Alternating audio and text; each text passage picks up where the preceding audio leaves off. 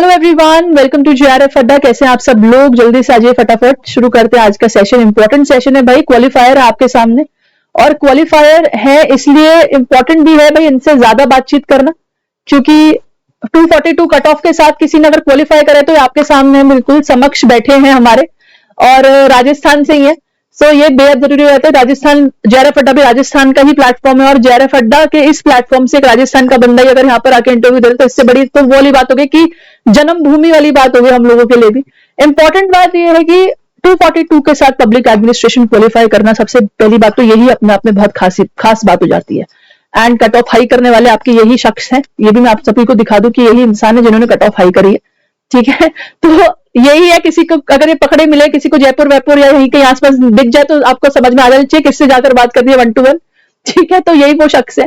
But most importantly मैं ये जरूर पूछूंगी क्योंकि एग्जामिनेशन को देने की क्या अप्रोच रही। जब एग्जामिनेशन हॉल में आप एग्जाम देने गए तो आपकी अप्रोच क्या रही रोशन? आपको क्या मतलब क्या था उस दिन, जिस दिन आप एग्जामिनेशन हॉल में गए तो क्या था कि मुझे किस तरीके से पेपर देना है, मुझे कैसे पब्लिक एडमिनिस्ट्रेशन का पेपर सॉल्व करना है? पहले मैं इसके ऊपर जरूर बात करना चाहूंगी, तो वो बताओ। तो इसका रिगार्डिंग तो यह है कि मैडम मैं काफी समय से मतलब कि कंपटीशन की तैयारी में हूँ, तो मेरे प्रेशर बिल्कुल भी नहीं था और एकदम आराम से गया था और पता था कि मेरा पूरा पेपर अटेम्प्ट कर पाऊंगा, तो उस हिसाब से गया था और कुछ भी नहीं सोच के गया था। नहीं, ये भी बहुत अच्छी बात है। एंड ऑल्सो रोशन, मैं ये जरूर पूछना चाहूंगी आपसे कि आपका मतलब आप काफी टाइम से प्रिपरेशन कर रहे थे, तो आपका मैथ्स वगैरह सब अप टू डेट था, सॉर्टेड था, मैथ्स वगैरह सब आपको अच्छे से आता था?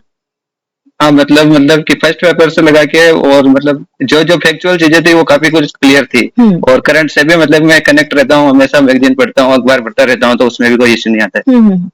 नहीं, तो ये एक बात मैं जरूर हाईलाइट करना चाहूंगी कि कंसिस्टेंसी की थी रोशन की सभी बच्चों के लिए जो हमको इस माध्यम से सुन रहे हैं, और कंसिस्टेंसी की वजह से ही वो रेगुलर अपडेट रखते थे, रेगुलर वो न्यूज़पेपर पढ़ते थे, रेगुलरली वो चीजों पर नजर रखते थे कि करंट न्यूज में क्या चल रहा है। हाँ, रीजन इसका ये भी था कि साइड बाय साइड ये प्रिपेयर कर रहे थे अपना पीसीएस एग्जामिनेशन के लिए, और यूजीसी नेट तो बस एकदम से आ गया और ये इन्होंने दे दिया। बट अगेन ये बात बता दूं मैं, रोशन हमारे पेड लर्नर है और रोशन ने हमारी क्लासेस रेफर करी है पब्लिक एडमिनिस्ट्रेशन के लिए। ये बहुत मेरे लिए बड़ी बात हो जाती है कि पेड लर्नर में किसी इंसान ने अपना टाइम दिया और वो निकल गया।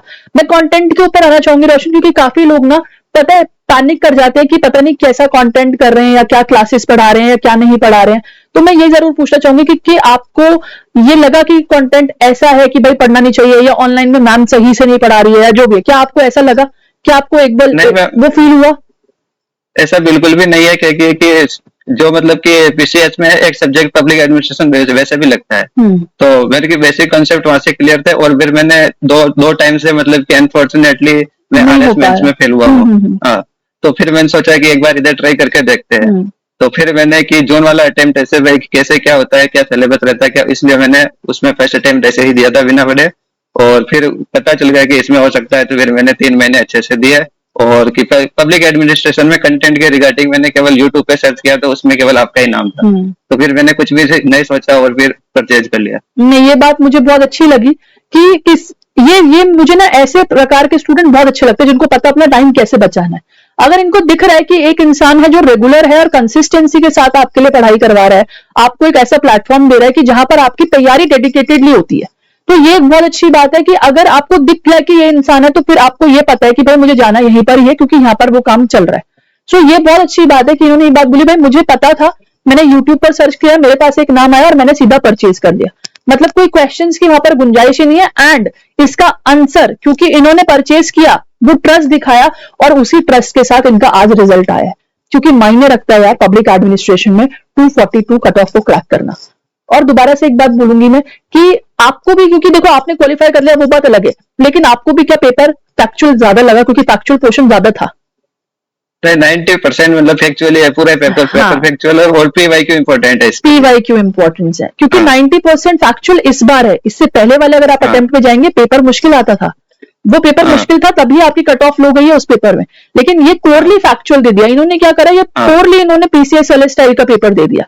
बट अगर ये आपका पीसीएस या यूपीएससी स्टाइल का पेपर नहीं आता और एकेडमिक्स का टाइप का क्वेश्चन पेपर आता तो शायद ये पेपर मुश्किल जा सकता था।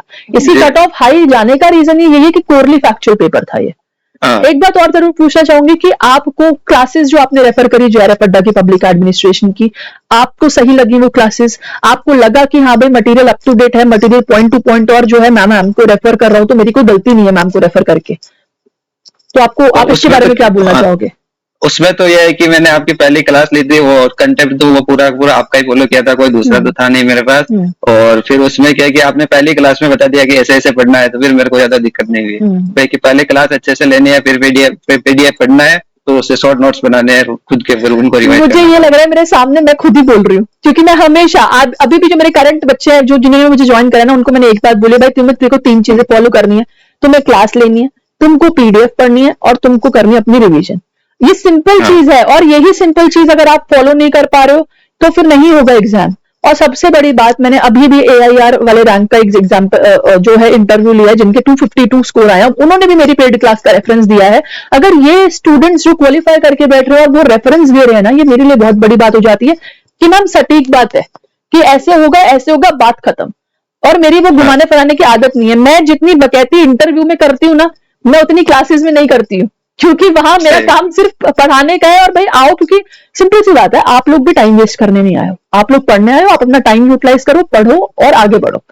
मैं ये पूछना चाहूंगी कि पेपर 1 के लिए क्या अप्रोच रही? मतलब आपकी मैथ्स वगैरह अच्छी थी, ICT रिसर्च आपने जो पढ़ा, मतलब आपने पेपर 1 को खुद कैसे पढ़ा, टाइम कैसे करा पेपर 1 और पेपर 2 में मैनेज का कैसे टाइम देखा आपने? क्योंकि लोग कहते हैं कि हाँ, मतलब पेपर 1 करते हैं तो पेपर 2 छूट जाता है, या पेपर 2 करते हैं तो पेपर 1 छूट जाता है। तो आपने वो कैसे मैनेज करा कि हाँ भाई मेरे को नोट्स पढ़ने हैं, या मेरे को क्लास पढ़नी है, मेरे को रिवीजन करना है, वो आपने कैसे मैनेज करा? तो पेपर 1 में तो बिल्कुल सिंपल है कि कुछ यूनिट, सभी यूनिट फिक्स है और उसमें यूट्यूब पे खूब सारा कंटेंट पड़ा हुआ है। करेक्ट। हाँ, तो वहां से मतलब कि कॉन्सेप्ट अच्छे से तैयार होकर उसके नोट्स बना लो और फिर PYQ से प्रैक्टिस करो। और PYQ भी मतलब यूट्यूब पे खूब सारे मिल जाते हैं, तो उसे प्रैक्टिस कर सकते हैं। बिल्कुल।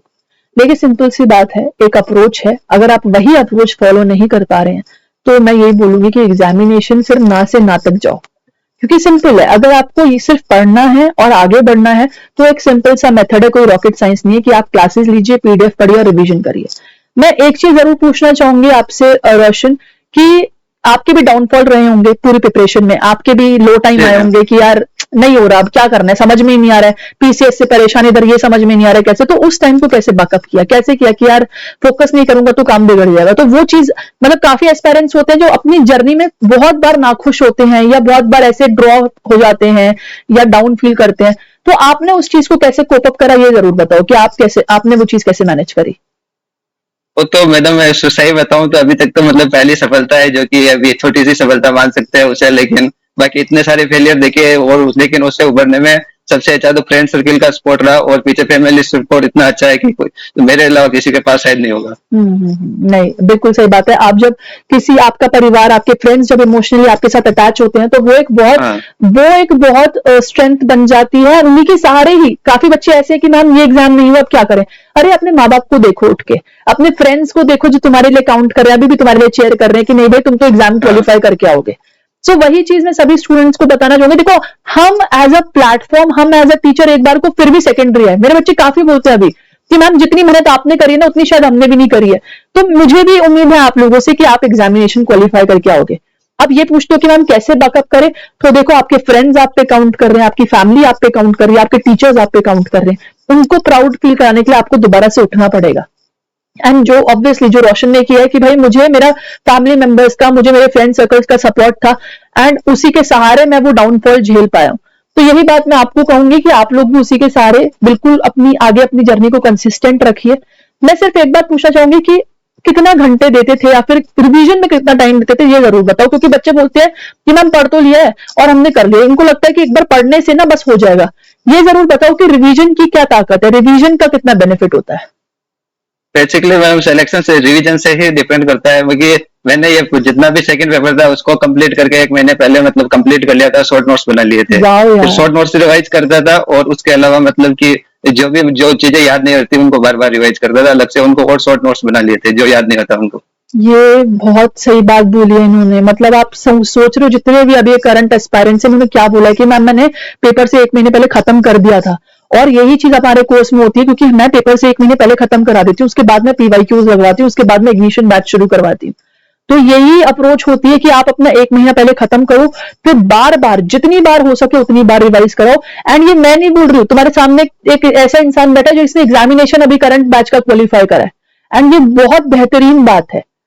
एंड इसी के साथ एक फाइनल टिप जरूर जानना चाहूंगी कि जो आपके आने वाले एस्पायरेंट यानी कि जो आपके जूनियर्स हैं, आप उनको क्या शिक्षा देना चाहेंगे, उनको क्या टिप्स देंगे कि कैसे इस एग्जाम को अप्रोच करें, कैसे इस एग्जाम के लिए आप क्वालिफाई करें, जेआरएफ का नंबर क्रैक करें? इसके लिए तो सिंपल सी स्ट्रेटजी है मैम, आराम से पढ़ो, आराम से नोट्स बनाओ और बार बार रिवीजन करो और बिना कोई भी फालतू की टेंशन मत लो, आराम से हो जाएगा। देखो और बताओ, अब बताओ इसमें कौन सी रॉकेट साइंस है? क्या बोल रहे हैं कि भाई पढ़ो, जैसे पढ़ना है वैसे पढ़ो, दिमाग मत चलाओ और पढ़ो। तो यही है, कोई और कुछ ऐसी कोई टेक्निक या ऐसा कोई रसायन बताकर नहीं जाते हैं टॉपर्स। ये सिर्फ यही बोलते हैं कि भाई आपको जो सही लगता है आप उस पेस से पढ़ो, उस स्पीड के साथ पढ़ो, रिवीजन बार बार करो, पीवाईक्यूज लगाओ, क्लासेस देखो, पीडीएफ देखो और अपना काम खत्म, बस। और यही है। और अब आगे क्या सोच रहे हो? अच्छा आगे मेरी अभी इनसे बात हो रही थी, कहते मैम मैं एक अटेम्प्ट और पीसीएस का दूंगा, फिर मैं अपना जो है जेआरएफ अवेल करने जाऊंगा, तो ये भी बहुत अच्छी बात है। एंड इसी के साथ रोशन, हार्टिएस्ट कांग्रेचुलेशंस टू यू। सबसे बड़ी बात है कि जेआरएफ अड्डा की टीम आपके लिए बिल्कुल चेयर कर रही है, जेआरएफ अड्डा की टीम आपके साथ है, मैं आपके साथ हूँ भाई। डेफिनेटली आपने क्वालिफाई करा एग्जाम, मेरे लिए इससे प्राउड की बात नहीं होती। मैं हमेशा अपने बच्चों को एक बात बोलती हूँ, बेटा किसी भी स्ट्रीम से हो, अगर आपने एक दिन भी मेरी क्लास लिया ना तो मेरे पास वापस जरूर आके बताओ कि मैम एक बार क्लास जरूर ली थी और वो आपकी वजह से। तो ये मैटर करती है। एंड बहुत अच्छी बात है कि इतने हाई हाई स्कोर के बच्चे मेरे पास आकर ये बोल रहे हैं कि मैम हुआ है, एंड रीजन बीइंग यू कि इसलिए हुआ है। मैं फिर वही बात बोलूंगी कि जैसे रोशन का एग्जाम क्वालिफाई हुआ है, वैसे ही आप लोगों का एग्जाम भी क्वालिफाई हो सकता है। एंड डेफिनेटली एग्जाम क्वालिफाई होने के लिए भी आप लोगों को एक चीज दिखा देती हूँ कि पब्लिक एडमिनिस्ट्रेशन की क्लासेस आप लोगों के लिए लाइव चल रही है। यूनिट नंबर 2 पर मैं फिलहाल हूं, जिसको आप डेफिनेटली लुक आफ्टर कर सकते हैं। एंड इसी के साथ सक्सेस बिल्कुल जेआरएफ अड्डा का रिजल्ट आपके साथ चल रहा है। RC15 डिस्काउंट कोड है, सिल्वर को गोल्ड कोर्सेज आपके लिए लाइव है। And thank you so much for watching, जिन्होंने मुझे ज्वाइन किया, जिन्होंने रोशन की सेलिब्रेशन में साथ दिया, इससे बड़ी बात नहीं हो सकती। कमेंट में जरूर कांग्रेचुलेशंस रोशन लिखना, क्योंकि वो बेहद इंपॉर्टेंट है। कांग्रेचुलेशंस रोशन सभी लोग लिखिए, है ना, ये इंपॉर्टेंट भी है हमारे लिए भी और आप सभी लोगों के लिए भी। भाई बेस्ट विशेष क्यों ना हो, पब्लिक एडमिनिस्ट्रेशन एक डिस्कोर्स बहुत छोटा सा है। 5000 बच्चों में अगर कोई 242 कट ऑफ लेकर आ रहे तो हम ही है सबसे ज्यादा चेयर करने वाले कि ये हो गया, ठीक है। चलिए, and all the best wishes to you Roshan, means a lot. आप आए, आपने अपना टाइम दिया, बच्चों को गाइड करा, मैं बहुत खुश हूं। मेरा काम खत्म, अब आप आगे की जर्नी आपके हवाले, ठीक है। थैंक यू सो मच आपको और आपके पूरे जेआरएफ अड्डा टीम को बहुत बहुत मीन्स अ लॉट रोशन। चलिए, all the best. Thank you so much.